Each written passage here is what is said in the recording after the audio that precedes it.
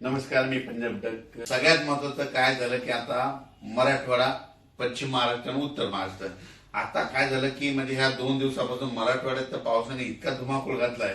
मग मराठवाड्यात काय परिस्थिती राहणार तर तुम्हाला सांगू इच्छितो. हे परतीचा पाऊस आहे. मी म्हटलं होतं ना, परतीचा पाऊस काय होतो, जे भाग सुटला ना तिथं झोडपून काढतो. मग कोणता भाग सुटलेला होता? अहिल्यानगर सुटलेला होता, बीड जिल्ह्यातला काही भाग सुटलेला होता, कडाशीचा काही भाग सुटलेला होता. तर त्या भागाला आज देखील खूप पावसानं झोडपिलंय. आणि मराठवाड्यातल्या शेतकऱ्याला खास करून आज सांगतो की आज आहे 16, 17 आणि 18, आणखी 4 दिवस मराठवाड्यातल्या सगळ्या जिल्ह्यामध्ये दररोज वेगवेगळ्या तालुक्यात, वेगवेगळ्या भागात, वेगवेगळ्या गावात असा जोराचा पाऊस 4 दिवसात पडणार आहे. आतापर्यंत तुम्ही पाऊस इतका कधी पडलेला नाही पहिला, असा या 4 दिवसात पाऊस काय होणार आहे. म्हणजे सांगायचं झालं तर नांदेड जिल्हा, हिंगोली जिल्हा, परभणी जिल्हा, बीड जिल्हा, लातूर जिल्हा, जालना जिल्हा, संभाजीनगर आणि धाराशिव जिल्हा, ह्या जिल्ह्यामध्ये काय होणार आहे मराठवाड्याच्या 16, 17, 18 4 दिवस खूप जोराचा पाऊस पडणार आहे. त्याच्यानंतर 18च्या नंतर 19 नंतर काय होईल, थोडं म्हणजे उघाड भेटणार आहे 19 पासून. पण उघाड जरी झाली तरी काय होणार आहे, मराठवाड्यात मात्र स्थानिक वातावरणातून जवळपास 21 तारखेपर्यंत, 21-22 सप्टेंबर पर्यंत थोडा भाग बदलत पाऊस पडणार आहे, म्हणून हे अंदाज लक्षात येतात. पण 17-18 तारखेच्या नंतर पावसाचा जोर मराठवाड्यातल्या ओसरणार आहे. स्थानिक वातावरण तयार होऊन काय होतं की म्हणजे 19, 20, 21 पर्यंत मराठवाड्यात पाऊस राहू शकतो. म्हणून मराठवाड्यातल्या शेतकऱ्यांचं ज्यांचं सोयाबीन काढायला उडीद काढणं चालू आहे, तुम्ही काय करायचं, दुपारी 2 पर्यंत काढायचं, वरी ढिगल मारायचा, 1 घंटा वाळला की झाकून ठेवायचं. अशी परिस्थिती केली तर तुमचं सोयाबीन उडीद हाताला लागेल. त्याच्यानंतर आपण काय करू, पश्चिम महाराष्ट्राकडे. पश्चिम महाराष्ट्राकडे सोलापूर जिल्हा, सांगली जिल्हा, सातारा जिल्हा, कुडाळ ते म्हणजे सातारा जिल्हा, अहिल्यानगर, नाशिक जिल्हा, ह्या पट्ट्यातल्या शेतकऱ्याला सांगू इच्छितो की 16, 17, 18 4 दिवस दररोज वेगवेगळ्या भागात, वेगवेगळ्या गावात, वेगवेगळ्या तालुक्यात जोराचा पाऊस पडणार आहे, विजेच्या कडकडासह पडणार आहे, म्हणून हा अंदाज लक्षात येतात. म्हणजे विजा अशा असतील की ह्या विजा कडकड वाजणार नाही, असं वेगळं असं बँडचा जसा आवाज येतो ना, तशा विजाचा आवाज येईल. म्हणून तुम्ही काय करायचं, ह्या 4 दिवस जरा सतर्क करायचं. म्हणजे पश्चिम महाराष्ट्रात देखील जोराचा पाऊस पडणार आहे. जोराचा पाऊस पडल्यामुळे काय होणार आहे, नद्याला पाणी येणार, नद्याला पूर येणार. त्याच्यामुळे मांजरा धरणाचं पाणी सोडावं लागेल, माजलगावच्या तळ्याचं देखील पाणी सोडावं लागेल.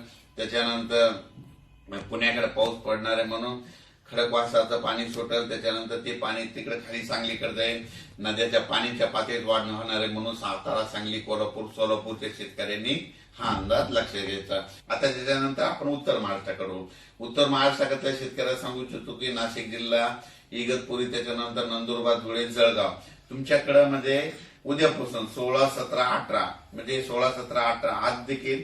आणि हा परतीचा पाऊस आहे. आणि परतीचा पाऊस काय करतो, सगळ्याला झोडपून काढतो, म्हणून गेला खेळायचा. याच्यानंतर आता हे झाला परतीचा. मग याच्यानंतर परत शेतकऱ्याला माझी विनंती आहे की तुम्ही काय करा, 18च्या नंतर काय काय भागात थोडं उघड भेटणार आहे. पण त्याच्यानंतर काय होणार आहे, 24 तारखेच्या नंतर म्हणजे 25, 26, 27 तारखेच्या दरम्यान परत राज्यात पावसाचं वातावरण तयार होणार आहे, म्हणून हे देखील अंदाज लक्षात घेतात. 18 ते 23च्या दरम्यान सगळ्यात जास्त चांगलं सूर्यदर्शन काय होईल, विदर्भात भेटणार आहे. म्हणजे विदर्भात, पूर्व विदर्भ, पश्चिम 5 ते 11 जिल्ह्यामध्ये जरा चांगलं सूर्यदर्शन होईल. पण त्याच्यानंतर मराठवाड्यात देखील काय होईल, सूर्यदर्शन होईल. पण काय होईल, स्थानिक वातावरण तयार होऊन त्या भागात देखील 21 तारखे सप्टेंबर पर्यंत पाऊस पडेल, म्हणून हे लक्षात येतं. पश्चिम महाराष्ट्रात देखील तशीच परिस्थिती राहील आणि उत्तर महाराष्ट्रात देखील राहील. आणि राहिला प्रश्न आता म्हणजे तेलंगणा, आंध्र प्रदेश आणि कर्नाटक, ते शेतकऱ्याचे मला फोन आले की आमच्या परिसराची काय परिस्थिती. तर तेलंगणा, आंध्र प्रदेश आणि कर्नाटकचे जे जितके तालुके, त्या शेतकऱ्याला सांगू इच्छितो की तुमच्याकडे देखील म्हणजे 18 पर्यंत चांगला जोराचा पाऊस पडणार आहे. काही ठिकाणी मुसळधार पडणार आहे, कुठं अतिमुसळधार पडणार आहे, म्हणून हा अंदाज लक्षात. नागपूरकडं म्हणजे आता आपण सांगितलं होतं ना की 18 तारखेपासून नागपूरकडे चांगलं सूर्यदर्शन होईल. बंधाऱ्यानं सांगितलं होतं की ह्या 13 तारखेला अहिल्यानगरकडं म्हणजे बीड जिल्ह्यात अहिल्यानगर कडे खूप पाऊस पडेल आणि 1.25 लाखानं पाणी सुटेल, असं तिथं आपण केलं होतं. आणि तसं पाणी सुटलंय. आणि त्याच्यानंतर आपण एका ठिकाणी विहिरीच्या पाणी पूजनाचा कार्यक्रम केला होता. ते लाड जवळगावचे शेतकरी केवळ म्हटले सगळ्या महाराष्ट्रात पाऊस पडला आणि आमच्या लाड जवळगावात पडला नाही. मग त्यांना तिथून काय केलं, अभ्यास केल्याच्या अंती त्यांना म्हटलं तुम्ही काही चिंता करू नका, आणि तिथं इतका पाऊस पडला. आता त्यांचे मेसेज आले ते तळं देखील भरलं, ते विहिरीचं ज्या पूजन केलं ना ते विहिरीच्या लेवल पाणी आलंय. आणि त्या शेतकऱ्यांनी मला तिथं आता पूजनासाठी बोललेलं. आणखीन इथून नागपूरहून 4-5 दिवसात इकडल्या भागात मी मुक्का आहे आणि इथून गेल्याच्या नंतर मात्र तिकडं पूजनासाठी जाणार आहे.